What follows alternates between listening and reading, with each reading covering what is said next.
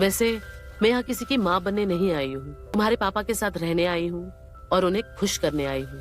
तुम चाहते हो तो मैं तुम्हें भी खुश कर सकती हूँ, तुम्हारा पसंदीदा आलू का पराठा बना के। ये कहानी एक बेसहारा लड़के विशाल की है, जिसके सिर से उसकी माँ का साया उठ चुका था। तब से वो एकदम अकेला पड़ गया था और अपने घर भी नहीं जाना चाहता था। दरअसल वो एक हॉस्टल में पढ़ रहा था और उस हॉस्टल की छुट्टी पड़ गई थी। तब वो अपने एक दोस्त को फोन करता है और बोलता है, भाई क्या मैं तेरे साथ कुछ दिन रह सकता हूँ, क्योंकि मेरे हॉस्टल की छुट्टियां पड़ गई है और मैं घर नहीं जाना चाहता। तब उसका दोस्त बोलता है, नहीं मेरे दोस्त, अभी मेरी गर्लफ्रेंड आई हुई है और उसे अच्छा नहीं लगेगा, लेकिन तू तो बताता है ना, तेरा एक बहुत बड़ा घर है, तो तुझे क्या प्रॉब्लम है। विशाल बोलता है, यार मेरे बाप की ठरक के बारे में मैं क्या, पूरा गांव जानता है। वो मेरी माँ के मरने के बाद से फिर एक शादी करके आ गया है और एक सुंदर सी 2 कौड़ी की औरत को उसने घर में लाकर बैठा दिया है। इसी वजह से मुझे घर नहीं जाना।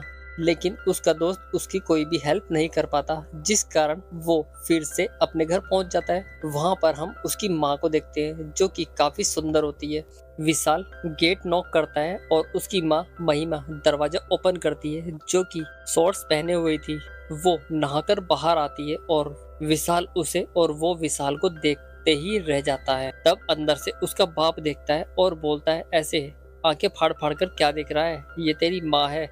ये देखकर विशाल को काफी जोर से गुस्सा आता है, लेकिन वो अपने बाप को क्या बोलता।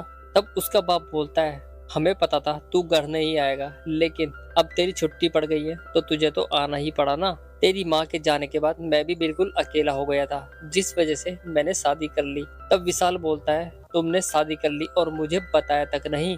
फिर उसका बाप बोलता है, अरे भाई मुझे पता था तू घर आएगा ना, तो तुझे वैसे ही पता चल जाएगा कि हमारी शादी हो गई है। यहाँ पर विशाल का बाप उसे समझाता है। वो बोलता है, जब तक तू इस घर में रहेगा ना, तू अपनी हद में रहना और हाँ, अपनी माँ से घुल मिल जा।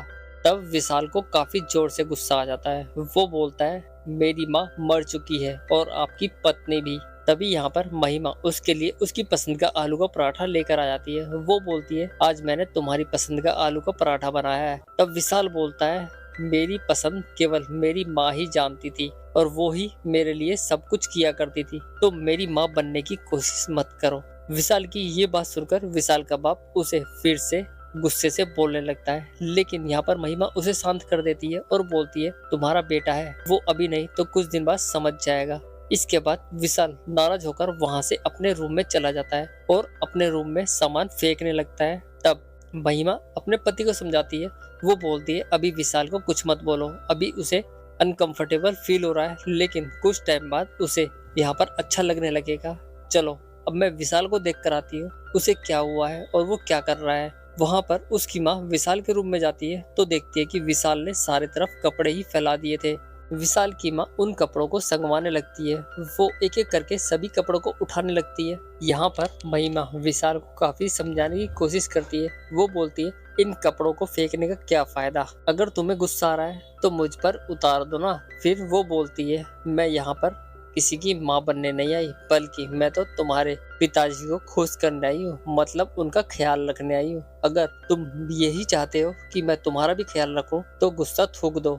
लेकिन विशाल को उस पर काफी जोर की गुस्सा आ रहा होता है। अगर तुम चाहते हो तो मैं तुम्हें भी खुश कर सकती हूँ, तुम्हारा मनपसंद आलू का पराठा बनाकर। तभी विशाल की कमर दर्द करने लगती है और उसकी माँ पूछती है, क्या हुआ विशाल। तो वो बोलता है, बस में ज्यादा देर बैठने की वजह से कमर दर्द करती है। इतना सुनकर उसकी माँ दौड़कर जाती है और एक दवाई लेकर आ जाती है, जिससे वो विशाल की कमर पर दवाई लगाकर उसकी मालिश करने लगती है। विशाल को उससे काफी आराम आ रहा था। अब उनका मालिश का सीन चल ही रहा था कि तभी विशाल का बाप उसे बुला लेता है और बोलता है, महिमा जल्दी आ जाओ।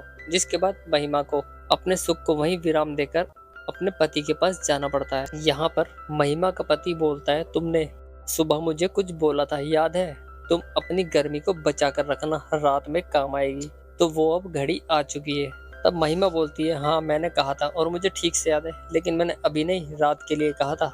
तब वो ठरकी बोलता है, अब रात तक इंतजार नहीं होगा। जिसके बाद वो उसे कुछ शॉर्ट्स कपड़े पहनने के लिए देता है और बोलता है जाओ इन्हें पहन कर आओ। फिर उसकी पत्नी मना नहीं कर पाती और उन शॉर्ट्स को पहनकर अपने पति के सामने आती है। जिसके बाद उस पर कंट्रोल नहीं होता और उसका मूड खराब हो जाता है। जिसके बाद यहाँ पर हमें दोनों को एक तगड़ा वाला सीन बनाते हुए दिखाया गया है। दोनों खूब रोमांस करते हैं, लेकिन इस बार ठगी को कुछ ज्यादा एंजॉय नहीं मिल रहा था। तब वो बोलता है ऐसा करो चाबुक लेकर आओ।